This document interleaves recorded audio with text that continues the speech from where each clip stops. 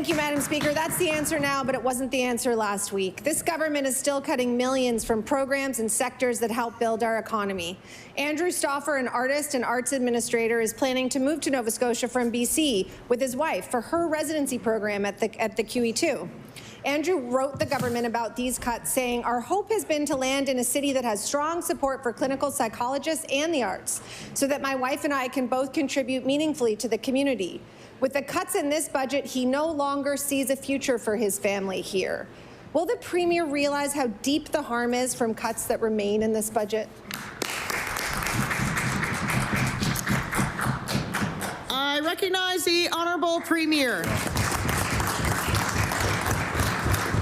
Thank you, Madam Speaker. I want to assure Andrew and people like Andrew who are thinking about this that Nova Scotia is exactly the place, Andrew, for you and your family.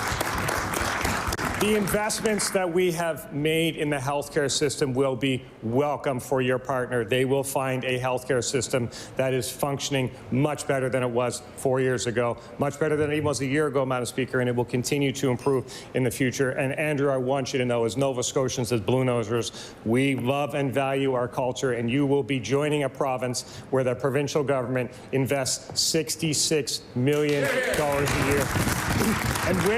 And Andrew, my final point, when we can, we invest more. We do that through additional appropriations, Madam Speaker.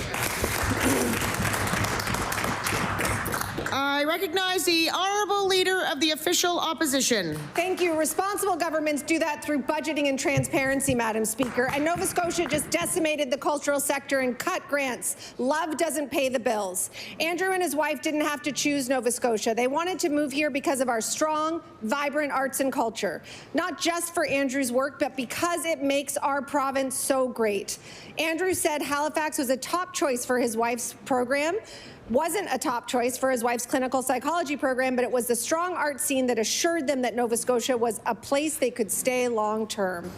What does the Premier have to say to Andrew and his wife and workers like them who are second-guessing building their lives here because of the cruel cuts in this budget to arts and culture?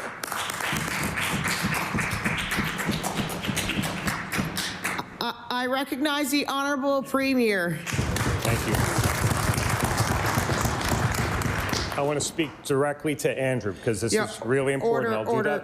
You can't. Not in the chamber. I'll speak to Andrew through you, Madam Chair. Okay. I want to assure you that. Oh, they never turned on your mic. Hold on. I recognize the Honourable Premier. Andrew, this is exactly the place for you and your family. We can't speak to people outside of the chambers. We got to speak to me. If there's anyone out there who's considering Nova Scotia, I want you to know, as your Premier, I will welcome you with open arms when you get here. When you get here, give me a call, my friend, and I'll be happy to show you around a little bit. Because what you may hear from the opposition benches is the same stuff you will hear from the opposition benches across this country, and I'll tell you the real story about how great this province is, Madam Speaker.